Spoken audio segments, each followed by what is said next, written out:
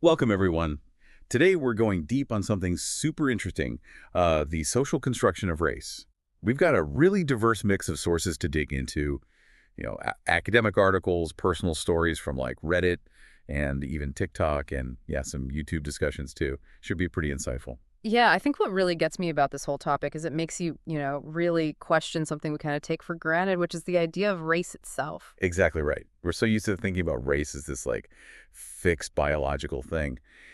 But a lot of the sources we're looking at today, like the Wikipedia article on ethnicity and this excerpt titled RCTA, Understanding RCTA, they present a very different perspective. Yeah, they make a pretty strong argument for race being like a social construct, something that, societies create and shape rather than something that's just inherently biological. And that's where the Human Genome Project kind of comes in, right? I was reading in the RCTA excerpt that it actually showed there's more genetic variation within racial groups than between them. That's pretty wild. Oh, totally. Yeah, that really throws a wrench in the traditional way we think about race.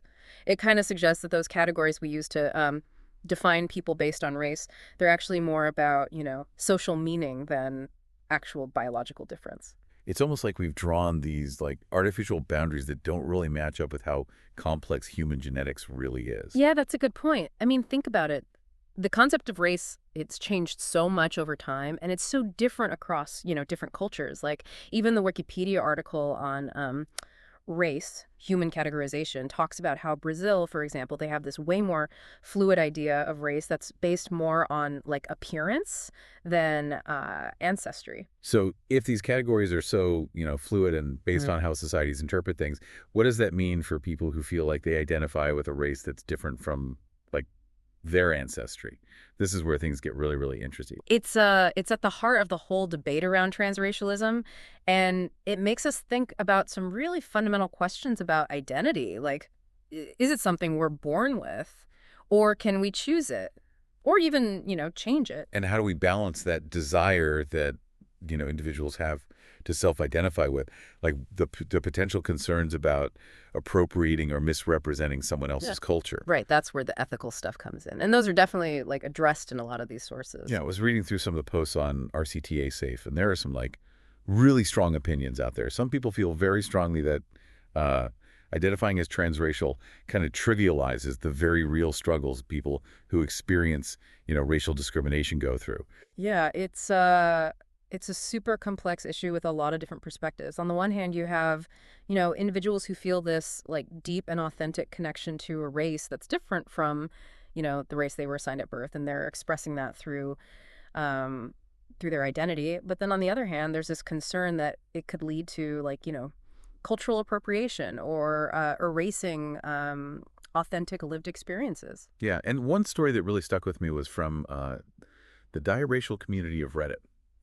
This person talked about feeling like a lifelong connection to Japanese culture, and they shared how adopting some aspects of that culture, things like makeup and hairstyle, made them feel more, more like themselves. And that actually connects back to what we were saying before about, how fluid racial categories are. If someone feels this deep connection to a culture and expresses that through, how they look or their lifestyle, does that make them like transracial? Where do you even draw the line? Yeah, exactly. It's not a simple yes or no. And then you have people who like push back and say, hold on, race is about more than just, liking a culture or dressing a certain way.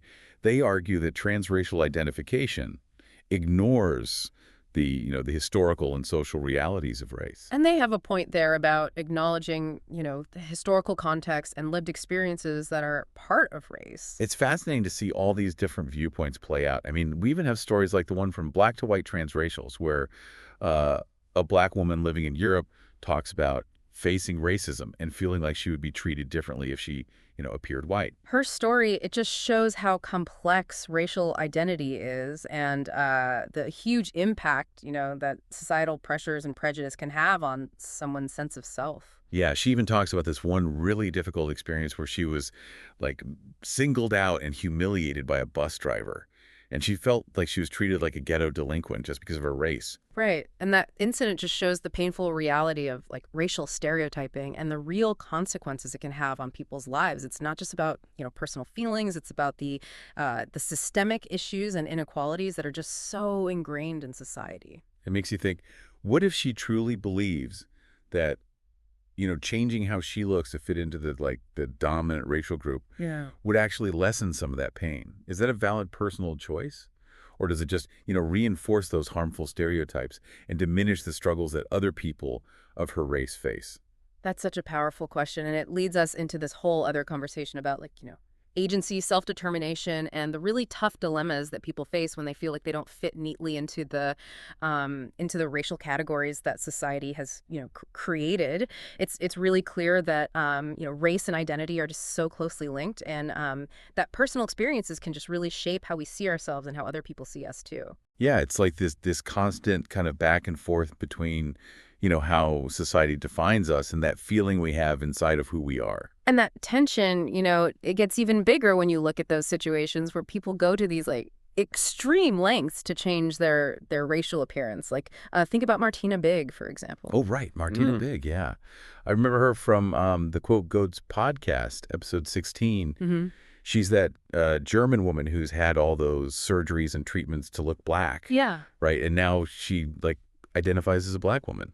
Yeah, her story, it really pushes the limits of this whole conversation about, transracialism. It makes you wonder, like, how far can someone go in changing how they look and their identity? Yeah, some people might say she's taking it too far, that she's, appropriating a culture that's not hers. I mean, she's even said that she thinks she can have a black baby, Hmm. which, seems to go against that whole idea of race being a social construct, biologically speaking. It's definitely a controversial case. It raises all sorts of ethical questions. But, her story also shows just how personal and deep this issue can be for some people. For Martina, it seems like it's more than just, appearances. It's a really strong belief in who she is. It's almost like she's, like, challenging the very definition of race, like blurring the lines between biology and self-identification. And that brings us to another really interesting part of this whole discussion. How technology plays into how we see race. As technology keeps advancing, we're seeing more and more ways to change our physical appearance. Right. That excerpt from a thesis on transracialism by a trans Japanese woman, Hmm. it talked about things like gene editing and nanotechnology, like Mm. using those to change racial features in the future. It's pretty mind-blowing when you think about it. Totally. It really makes you wonder if we can actually edit our genes to change our racial features, what's going to happen to how we understand race now? Will it become even more, fluid and changeable? Or will it just make the existing power structures and prejudices even stronger? That's a big question, and I don't think there are any easy answers. But it's a conversation we got to have, especially as these technologies, get more advanced and easier to get. Absolutely. We need to think about the ethics of it all and what could happen to society. Imagine like a world where people can choose their race as easily as they pick out their clothes. How would that change our social structures?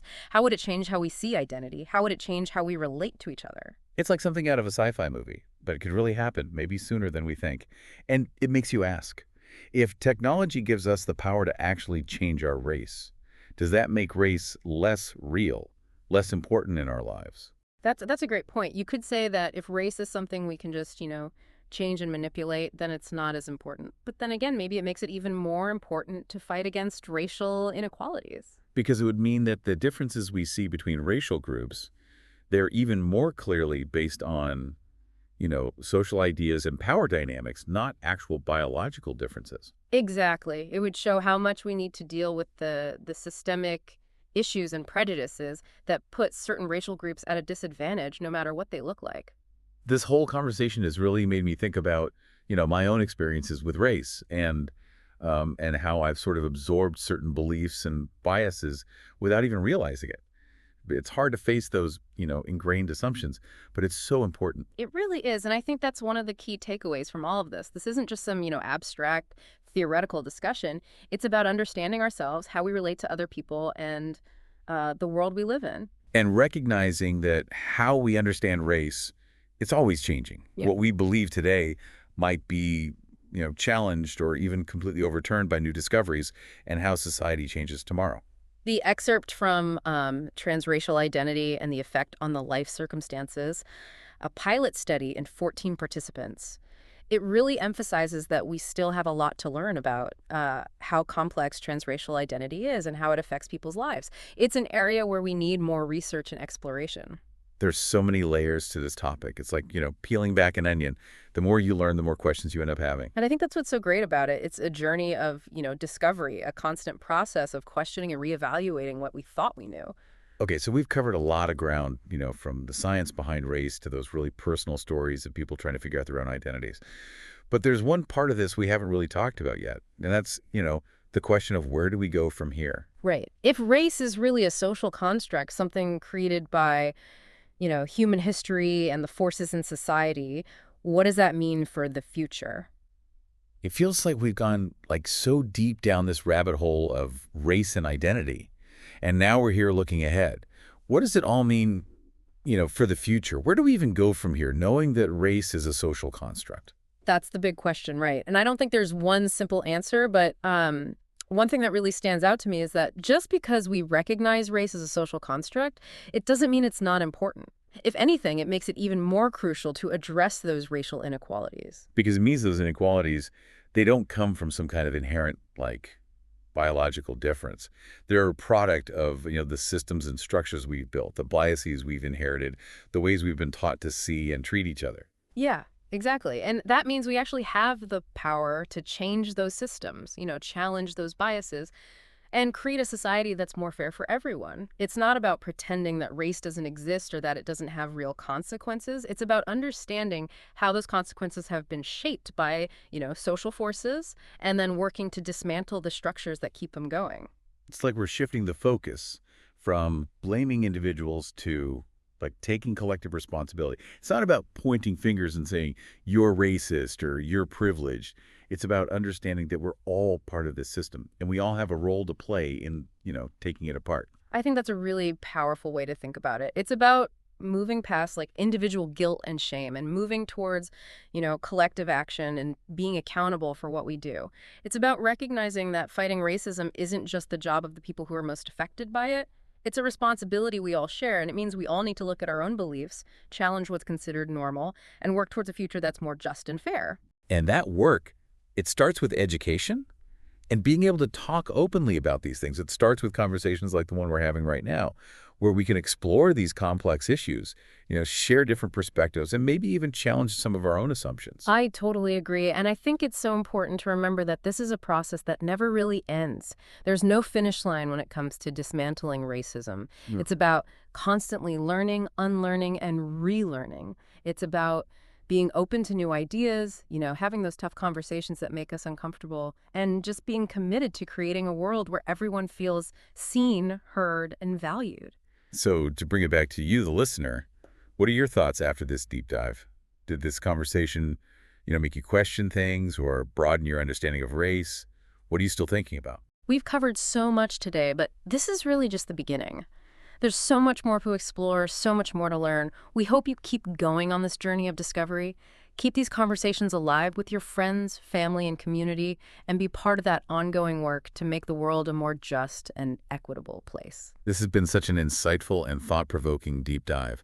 Feels like we've only scratched the surface of this really complex and important topic, but I hope it's given you some new perspectives and made you think more critically about how race is constructed by society and what that means for our lives and the future.